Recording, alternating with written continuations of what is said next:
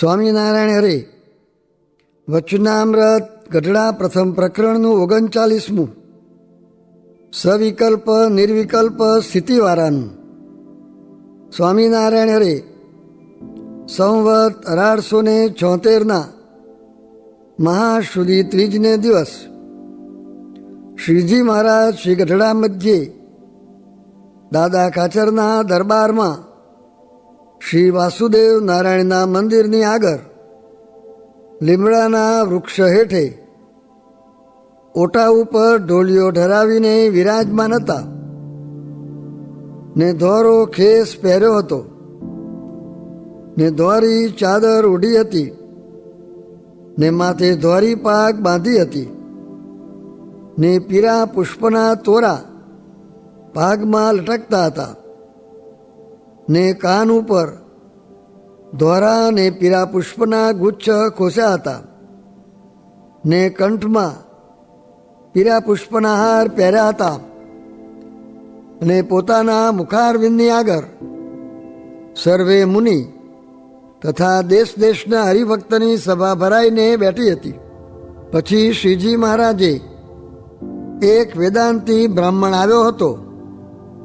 તેને પ્રશ્ન પૂછ્યો છે, તમે એક બ્રહ્મનું પ્રતિપાદન કરો છો અને તે વિના જે જીવ, ઈશ્વર, માયા અને જગત તથા વેદ, શાસ્ત્ર, પુરાણ તે સર્વેને મિથ્યા કહો છો. તે વાત અમને સમજાતી નથી તથા માન્યામાં આવતી નથી.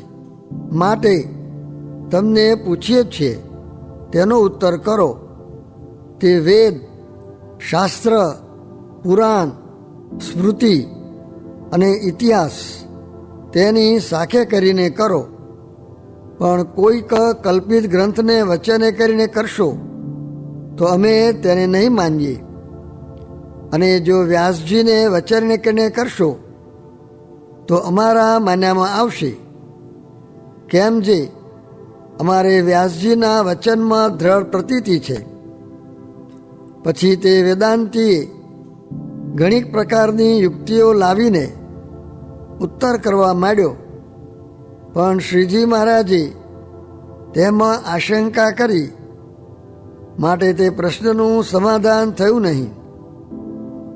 પછી શ્રીજી મહારાજ બોલ્યા છે, સાંભળો, એ પ્રશ્નનો ઉત્તર અમે કરીએ જ છીએ. જે એ તો પરમેશ્વરને ભજીને થયા જે મુક્ત તેની સ્થિતિના બે ભેદ છે.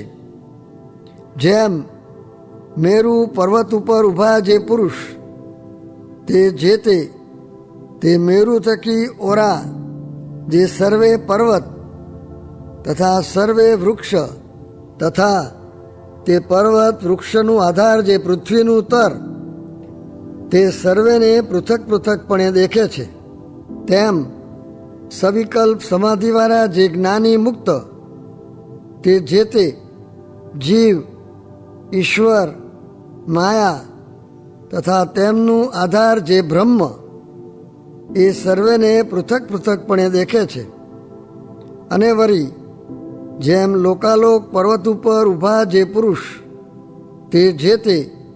તે લોકાલોક પર્વતથી ઓરા જે પર્વત તથા વૃક્ષ તે સર્વેને એક પૃથ્વી રૂપે જ દેખે છે, પણ પૃથક પૃથકપણે નથી દેખતા.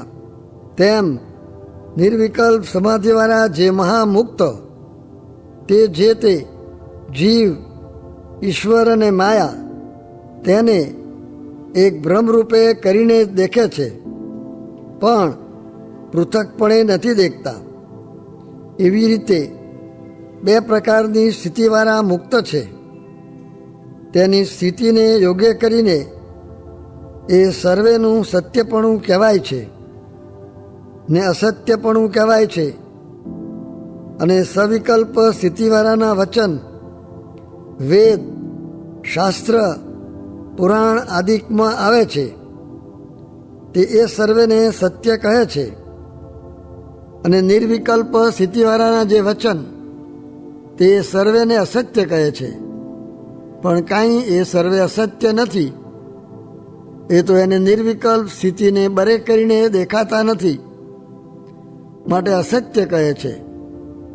અને વળી જેમ સૂર્યના રથમાં જે બેઠા હોય તેને રાત નથી, પણ જે પૃથ્વી ઉપર રહ્યા છે તેને રાત્રિ દિવસ છે, તેમ નિર્વિકલ્પ સ્થિતિવાળાને મતે એ સર્વે છે નહીં, પણ બીજાને મતે તો એ સર્વે છે.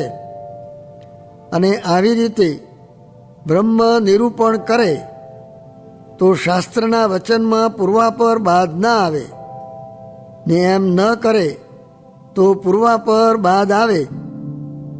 તે બાદને તો સમજતો ન હોય તથા એવી રીતની સ્થિતિને પણ ન પામ્યો હોય, અને કેવળ શાસ્ત્રમાંથી શીખીને વચન માત્રે કરીને એક બ્રહ્મપણાનું પ્રતિપાદન કરતો હોય, ને ગુરુ, શિષ્ય, જીવ, ઈશ્વર, માયા, જગત તથા વેદ, પુરાણ, શાસ્ત્ર એ સર્વેને કલ્પિત કહેતો હોય તે તો મહામૂર્ખ છે, ને અંતે નારકી થાય છે.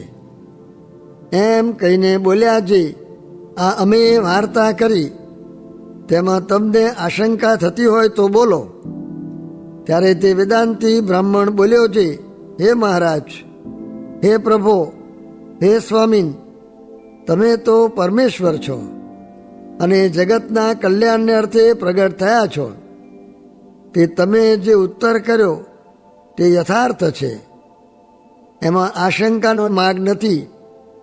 એમ કહીને અતિ પ્રસન્ન થયો ને પોતાની જે અણસમજણ તેનો ત્યાગ કરીને શ્રીજી મહારાજને આશ્રિત થયો. ઇતિ વચનામૃતમ. એવી રીતે ગઢડા પ્રથમ પ્રકરણનું 39મું વચનામૃત જે તે થયું. સ્વામિનારાયણ સ્વામીએ વાત કરી જે મોટા હોય તેને બીજાને હિંમત દેવાને અર્થે એમ વાત કરવી જે એક દિવસ મુને પણ જેવા ઇન્દ્રિય છેતર્યો ને એક દિવસ નેત્રે છેતર્યો તે રૂપને જોવાઈ ગયું, તેમાં સર્વે ઇન્દ્રિયોનું કહેવું. સ્વામિનારાયણ સ્વામીએ વાત કરી જે મોટા હોય તેને બીજાને હિંમત દેવાને અર્થે એમ વાત કરવી જે એક દિવસ મુને પણ જેવા ઇન્દ્રિય છેતર્યો ને એક દિવસ નેત્રે છેતર્યો તે રૂપને જોવાઈ ગયું, તેમાં સર્વે ઇન્દ્રિયોનું કહેવું.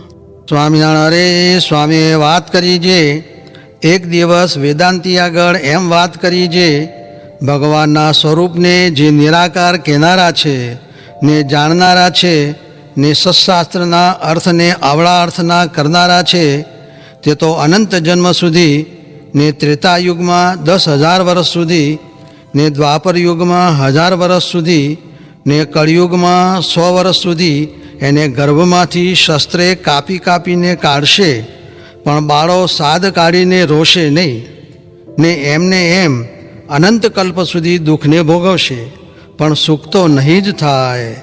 એમ કહીને બોલ્યા જે સ્વામિનારાયણે આ પૃથ્વીને વિશે આવીને 5 પગ રોપ્યા છે, તેને ખોટા કરીને જીવનું રૂડું થાય એમ કહી દેખાડો. અને તે 5 પગ તે શું? તો નિષ્કામ, નિર્લોભ, નિસ્વાદ, નિસ્નેહ ને નિર્માન એ જે 5 પગ રોપ્યા છે તેને ફેરવવાને કોઈ સમર્થ નથી.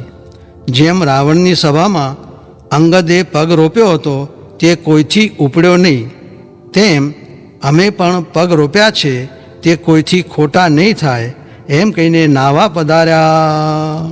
સ્વામિનારાયણ હરે સ્વામીએ વાત કરી જે મુક્ત હોય તે કામ લોભના લાગમાં આવે જ નહીં, ને પોતાનું ભૂંડું દેખાય ને લાજ જાય એવું કર્મ તો કરે જ નહીં.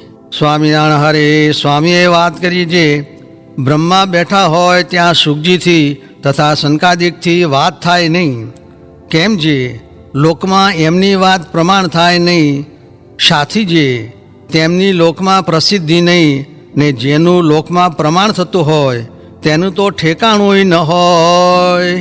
સ્વામિનારાયણ હરે સ્વામીએ વાત કરી જે પ્રિયવ્રતને કેટલા છોકરા થયા ને 11 અર્બુદ રાજ કર્યું, પણ આત્મારામ મહાભાગવત કહેવાયા ને તે ગ્રહસ્થાશ્રમમાં રહી કથામાંથી વિરામ ન પામ્યા તથા સાધુમાંથી હેત ટળ્યું નહીં, તેથી મોટા કહેવાયા ને પ્રહલાદજીને તથા પ્રિયવ્રતને મહારાજ બહુ વખાણતા. સ્વામિનારાયણ હરે. સ્વામીએ વાત કરી જે રાજા તપ કરવા ગયો તેને થાળ આવે ને એક ગરીબ તપ કરવા ગયો તેને રોટલો આવે. ત્યારે કહે જે એ તપ કરે છે ને હું પણ તપ કરું છું ને મને આવું કેમ મળે છે? ત્યારે કહ્યું જે તુને ઘેર રોટલો મળતો નહીં, તે તપના પ્રતાપથી રોટલો મળે છે ને રાજા તો થાળ મૂકીને આવ્યો છે, તેથી થાળ આપવો પડે છે. સ્વામિનારાયણ હરે. સ્વામીએ વાત કરી જે ગોપાળ સ્વામીને 60 સાધુ હતા, તેમાંથી 4 સાધુ આપવાનું કહ્યું. ત્યારે કહે જે મારે તો 2 જ સાધુ છે. સ્વામિનારાયણ હરે. સ્વામીએ વાત કરી જે ધોળેરામાં એક બાવે તેલ કડકડાવીને માઈ શાલિગ્રામને નાખ્યા, તે વાત અમે સાંભળી. તે ઘડી રૂવાડા ઊભા થયા ને જીવમાં બળવા લાગ્યું. તે જુઓ ને જગતમાં એવા ભેખ છે. સ્વામિનારાયણ હરે. સ્વામીએ વાત કરી જે દેશકાળાદિક 8 શુભ છે ને અશુભ છે, તે ઓળખવા. તે જ્યાં સંત રહેતા હોય તેટલો દેશ શુભ ને બાકી તો અશુભ. અરબસ્થાન ને મકરાણ એ આદિ ગણાય છે. હવે કાળ શુભ છે તો ભગવાન ભજાય છે ને સુખ્યું રહેવાય છે, અને મૃત્યુ પણ જેમ કાળ હોય તેમ થાય. તે જુઓ ને આ વાણ બુડે છે ત્યારે તેમાં 200 માણસ બુડી મરે છે ને સુરત બળ્યું ત્યારે કેટલાક માણસ બળી મુવા. તે શું બધાયનું મૃત્યુ ભેળું જ હશે? આ ઠેકાણે તો અશુભ કાળ લેવો.